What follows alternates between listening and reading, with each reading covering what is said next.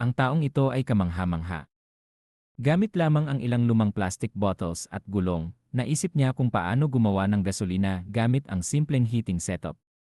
Una, inalis niya ang takip ng isang lalagyan, pinuno ito ng tubig upang linisin ang anumang natitirang gas, at pagkatapos ay pinutol ang itaas gamit ang grinder.